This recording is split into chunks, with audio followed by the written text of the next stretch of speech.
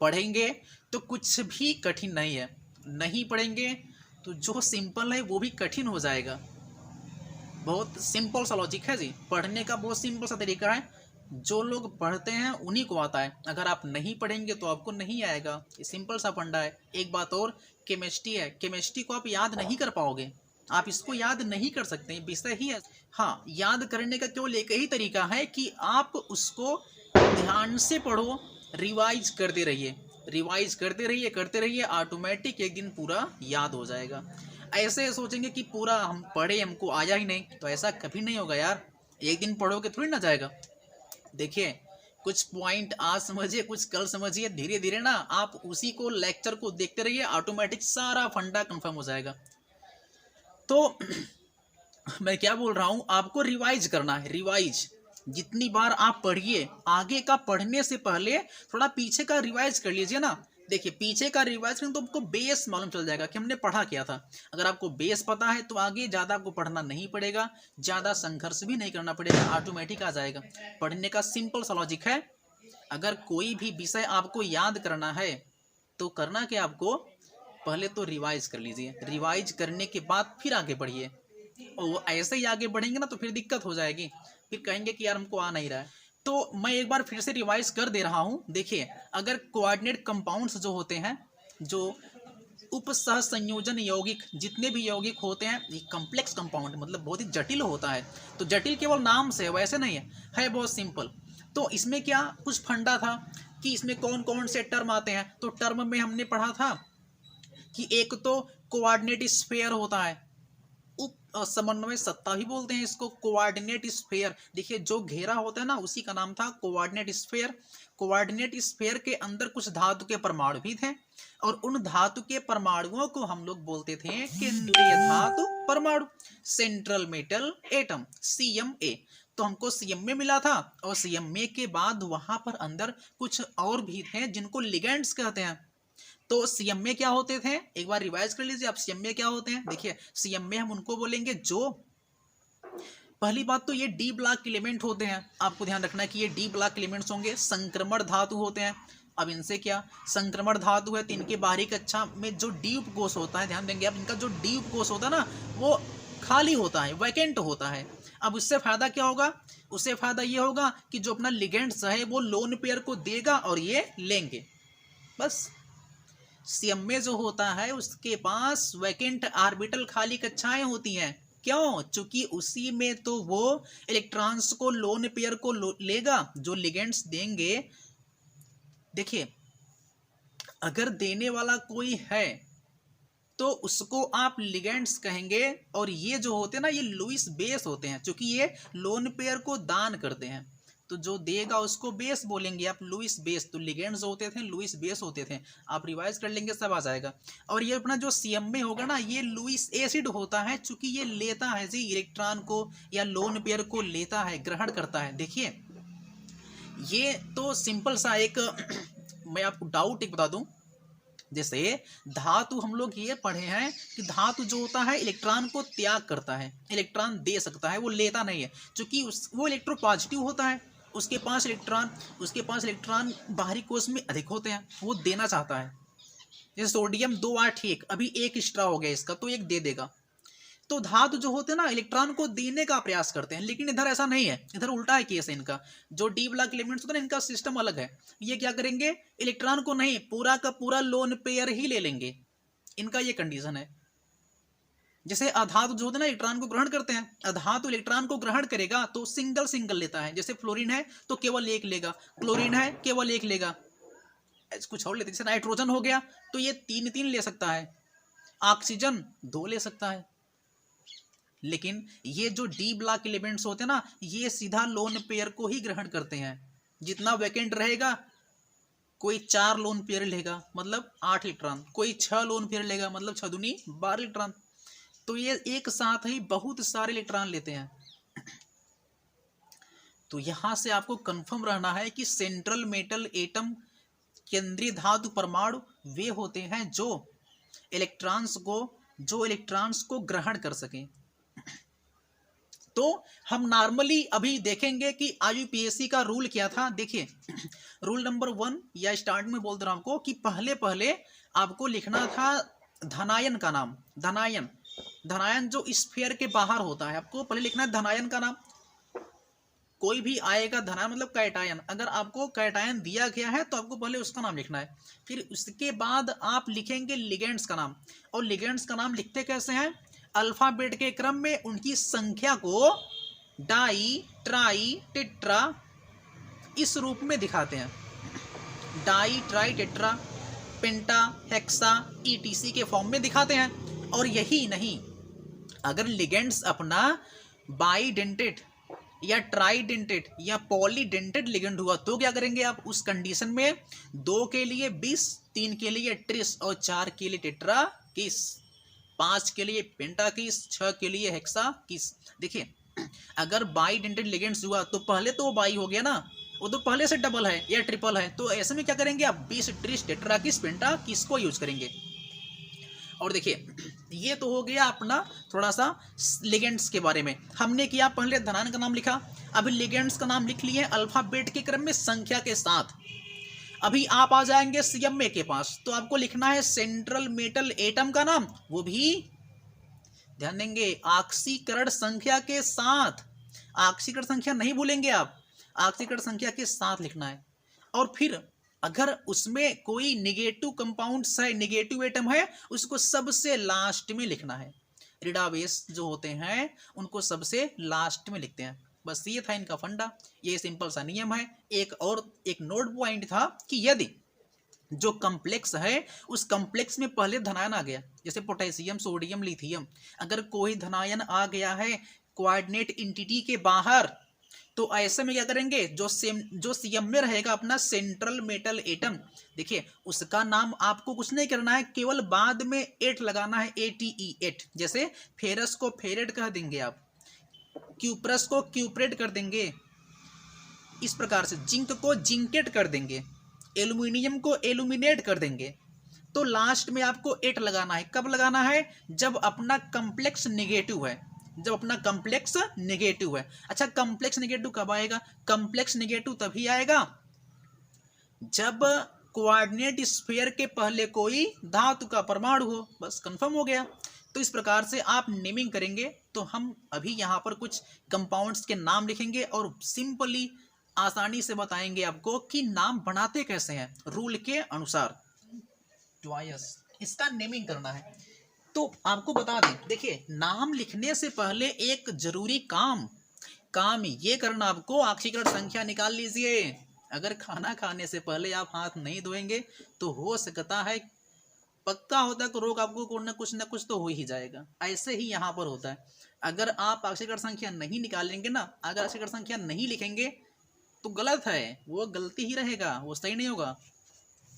तो पहला काम कर लेते हैं, ऑक्सीकरण संख्या का यूज करना हमको है तो निकाल लेते हैं पहले से। देखिए हमको निकालना है Ag का।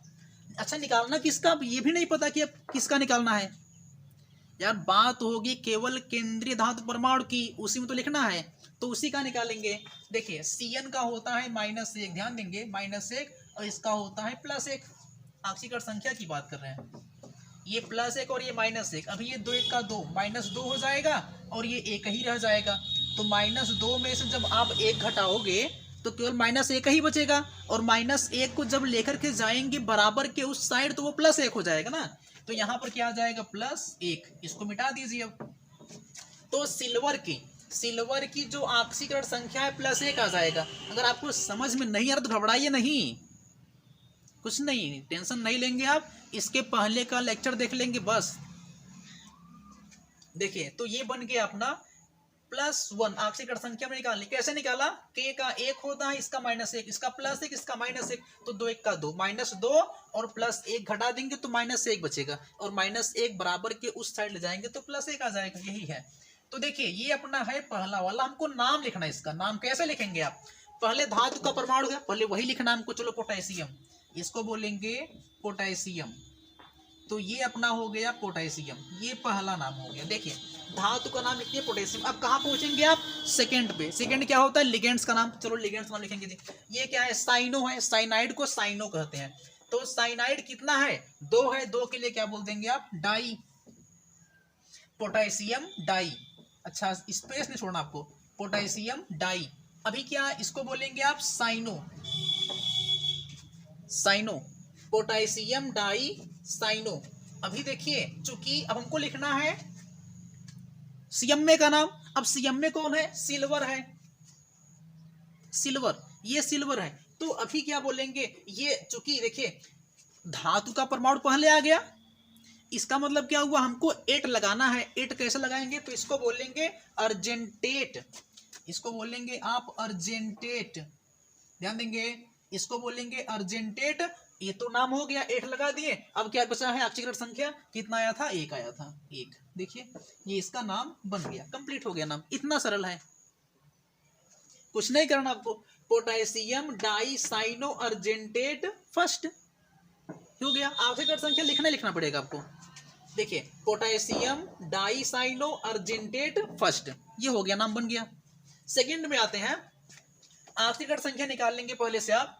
इसका होगा +1, हम बताए थे, इसका -1 होता है। तो यहाँ पर 3 का 3 +3 हो जाएगा, इधर 6 का 6 -6, -6 में से जो 3 को घटाएंगे ना तो -3 बचेगा, और -3 को लेकर के जाओगे बराबर के उस साइड तो क्या हो जाएगा, +3, तो इधर आ जाएगा +3।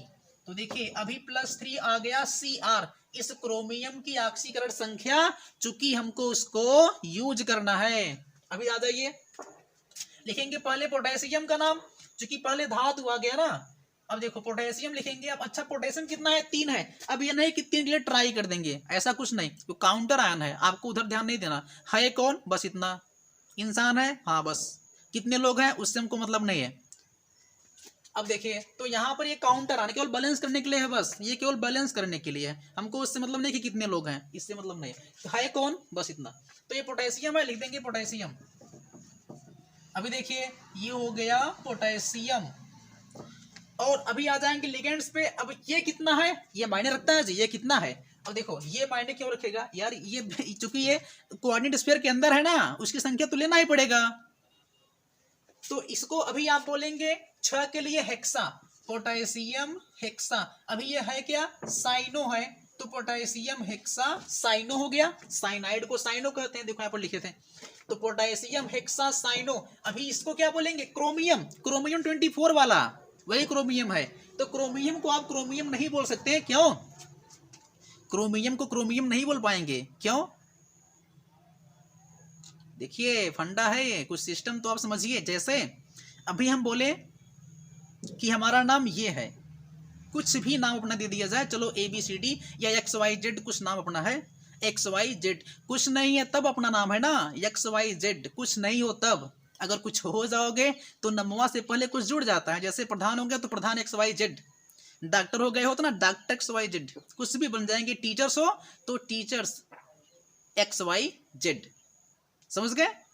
तो ये है ना, इसलिए ये है। इसके पास देखिए, इसके पास धातु है, इसके पास धातु का परमाणु है, इसके पास देखिए यहाँ पर ये धातु का परमाणु है। तो क्या करेंगे आप, ध्यान देंगे। अभी पोटेशियम हेक्सा साइनो हुआ, अभी क्या करना आपको, कुछ लगाना है, तो क्या करेंगे आप यहाँ पर 8 लगाएंगे साथ में ना, तो क्रोमियम को क्रोमियम नहीं क्रोमेट बोलेंगे, क्रोमेट। तो चूंकि हमको 8 लगाना होता है, तो इधर पोटेशियम हेक्सासाइनो, पोटेशियम हेक्सासाइनो, इसको बोलेंगे आप क्रोमेट, क्रोमेट।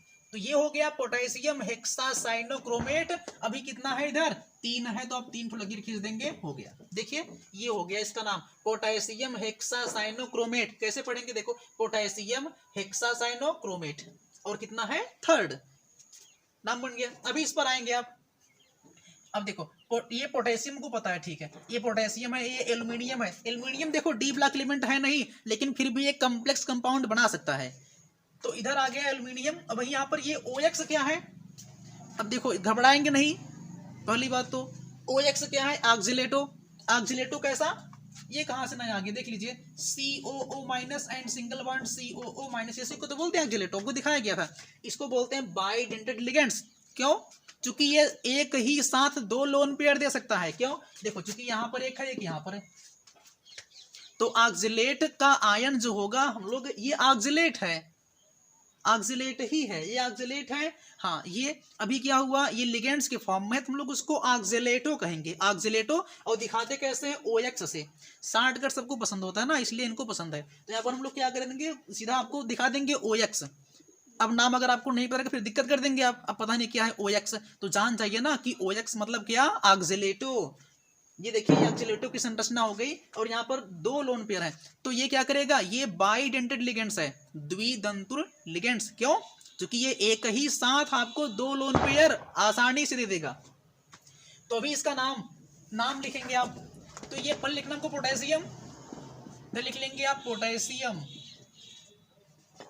पोटेशियम हो गया। एंड अभी आप आ जाएंगे 3 के लिए क्या लिखना होता है, ट्राई नहीं, 3 के लिए ट्राई तो लिखते हैं, बात सही है, लेकिन ये बाइडेंटेड लिगेंड्स है, इस वाले केस में क्या लिखेंगे आप, 20 ट्रिस, तो भी लिखेंगे ट्रिस 3 के लिए, तो पोटेशियम ट्रिस, ध्यान देंगे पोटेशियम ट्रिस। अभी क्या लिखेंगे आप इसको, ऑक्सिलेटो, ऑक्सिलेटो, तो पोटेशियम ट्रिस ऑक्सिलेटो।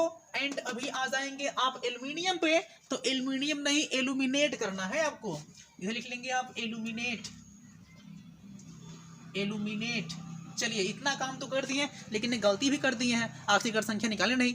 अभी ध्यान देंगे आप, इसका +1 होगा, इसका -2 होता है, क्योंकि इस पर -2 चार्ज थे ना जी, -2 चार्ज है तो -2 आखिरकार संख्या भी आएगा। अभी देखिए 3 दूनी 6 हो गया, 3 दूनी 6 माइनस, और यहाँ पर 3 का 3 plus, 6 minus 3 plus, 6 minus 3 plus, घटा दीजिए कितना बचेगा, 3 माइनस बचेगा, और बराबर के उस साइड क्या जाएगा, +3, तो +3 की अवस्था में है ये। तो अभी क्या लिख देंगे आप, 3rd, देखो नाम बन गया, पोटेशियम ट्रिस ऑक्सिलेटो एल्यूमिनियम 3rd। यार कोनो डाउट मत रखिए ना, इसमें कुछ है ही नहीं, ये पोटेशियम ट्रिस ऑक्सिलेटो एल्यूमिनियम या एल्यूमिनेट 3rd। हमने हर जगह 8 लगाया, 8 क्यों लगाए हैं, क्योंकि देखिए ध्यान से आप, सबके पास अपना धातु है जी, सबके पास धातु है। अभी यहाँ पर देखो धातु है क्या, नहीं है, अधातु है, अब इसमें हमको 8 नहीं लगाना है। अब देखिए कैसे, पहला काम कर लेंगे, आखिरकार संख्या निकाल लेंगे, फिर दिक्कत होगा लास्ट में। अब देखिए क्या आ जाएगा, अमोनिया का पूरा 0 होता है, इस पर कोई चार्ज होता नहीं, आखिरकार संख्या इसका 0 हो जाएगा। और यहाँ पर ना इसका -2 होता है, और इसका -1, -2 -1 कितना हो गया, -3, सबको पता है -3, तो -3 हो गया, लेकिन बराबर के उस साइड जाएंगे तो +3 हो जाएगा। किस साइड, बराबर के उस साइड जाना पड़ता है, क्योंकि ना सबका जो योग होता है वो 0 आता है, इसलिए। तो यहाँ पर -3 से क्या बन जाएगा, +3, तो Cr आ जाएगा +3 की अवस्था में। अभी नाम लिखेंगे आप, धातु तो है नहीं लिखना आपको, फिर कहाँ जाएंगे, लिगेंड्स के पास। लिगेंड्स 2 हैं, एक तो अमोनिया है और एक कार्बोनेट, इसको कार्बोनेटो बोलते हैं और इसको एमीन बोलते हैं। किसको लिखें पहले, फिर से दिक्कत हो गई, अपने पास 2 है, ध्यान देंगे, एक को बोलेंगे एमीन, ए से आएगा, एक को बोलेंगे कार्बोनेटो, सी से आएगा। तो हमको चेक करना है कि ABCD में पहले कौन आएगा, ABCD में पहले कौन आएगा, सबको पता है पहले ए आता है, तो पहले ए को लिखेंगे फिर सी को लिखेंगे ना, तो इसलिए पहले लिखना हमको एमीन वाले को, लेकिन एमीन है कितना, 5 है, तो लिखेंगे 5 के लिए पेंटा, तो भी आप लिखेंगे पेंटा, पेंटा। और इसे क्या बोलेंगे आप, एमीन, तो ध्यान देंगे पेंटा एमीन, ये पेंटा एमीन हो गया। इसके लिए भी केवल एक काम होगा, पेंटा एमीन। अब क्या लिखेंगे आप, कार्बोनेटो, तो ये बन जाएगा कार्बोनेटो, पेंटा एमीन कार्बोनेटो। अभी आ जाएंगे आप क्रोमियम पे, तो कुछ नहीं करना, आपको 8 नहीं लगाना है, लिख लेंगे क्रोमियम, क्रोमियम किस अवस्था में है, 3 की अवस्था में, लिखेंगे 3। अभी क्या बचा है, क्लोरीन, तो लिख देंगे इसका सीधा सीधा नाम क्लोराइड। अब इसको लिख देंगे यहाँ पर क्लोराइड, क्लोराइड, ध्यान देंगे नाम देख लीजिए, पेंटा एमीन कार्बोनेटो क्रोमियम 3rd क्लोराइड, पेंटा एमीन कार्बोनेटो क्रोमियम 3rd क्लोराइड, ऐसे नाम बनाएंगे। एक और लास्ट चेक करेंगे आप, प्लेटिनम किस अवस्था में है, ये तो पूरा 0 होता है, -4 मतलब ये +4 की अवस्था में है। अभी आ जाएंगे अब लिगेंड्स की बात करेंगे, ये एमीन है और ये Cl क्लोरो, सी से आएगा और ये एस आएगा, हमको पता है पहले ए को लिखना है जी। तो अभी आ जाएंगे आप यहाँ पर पहले लिखेंगे ए वाले को, चलो तो है कितना, ये 2 के लिए क्या बोलेंगे आप, डाई, और इसको क्या बोलते हैं जी, एमीन, तो ये हो गया डाई एमीन, इसे क्या बोलेंगे, टेट्रा क्लोरो, 4 टेट्रा, तो डाई एमीन टेट्रा क्लोरो देखो इसका नाम होगा, देखिए हम इसकी बात करते हैं, डाई एमीन टेट्रा क्लोरो। तो ये हो गया डाई एमीन टेट्रा क्लोरो। अभी आ जाएंगे प्लेटिनम पर, इसको बोलेंगे प्लेटिनम। अगर धातु होता तो प्लेटिनेट बोलते, इधर धातु है नहीं तो प्लेटिनम बोलेंगे। Diammine tetrachloro platinum. Platinum है किस अवस्था में? 4 की अवस्था में, तो लिखेंगे 4, कुछ नहीं करना आपको, बस 4 हो गया। Diammine tetrachloro platinum 4, diammine tetrachloro platinum 4। देखो नाम बन गया। तो किसी का भी आप नाम आसानी से बना सकते हो, कुछ नहीं है। एक बार रिवाइज कर लेंगे सब आ जाएगा। यूपीएससी में कुछ रखा नहीं गया है, बहुत सिंपल है, लेकिन हाँ आपको तरीका मालूम रहेगा तब आएगा। इसके लिए करना क्या है, मैं बोला था कि रिवाइज करिए, रिवाइज करिए, रिवाइज करोगे तो आसानी से कुछ भी आ जाएगा यार। ये तो केमिस्ट्री है, बेस पर सब कुछ डिपेंड करता है, सब कुछ बेस पर डिपेंड करता है। देखिए आप सुने होंगे कि जो 2 मिनट की शोहरत होती है ना जी, साल भर की कड़ी मेहनत करने के बाद मिलती है। ध्यान देंगे आप, 2 मिनट की शोहरत के लिए साल भर कड़ी से कड़ी आप मेहनत करेंगे। तो वही कंडीशन यहाँ पर, जितना बढ़िया आपका बेस है ना उतना आसान होगा। और हाँ अगर आपका बेस कमजोर है तो कोई दिक्कत नहीं, अभी पढ़िए, अभी पढ़ करके तेज कर लीजिए, क्योंकि अगर अभी छूटा तब तो हमेशा छूटा रह जाएगा यार, बेस ही कमजोर हो जाएगा। फिर अगर बेस कमजोर है, खुद को पहचानिए कि हम क्या हैं, कितना हम सॉल्व कर ले रहे हैं, क्या कर पा रहे हैं। क्योंकि दुनिया बहुत आगे है, सब पता नहीं कहाँ से कहाँ पहुँच गए। अगर इतना नहीं आएगा तो बहुत दिक्कत होगी आपको एग्जाम में। ध्यान देंगे आप, ध्यान से पढ़ाई करेंगे, थोड़ा संघर्ष करिए।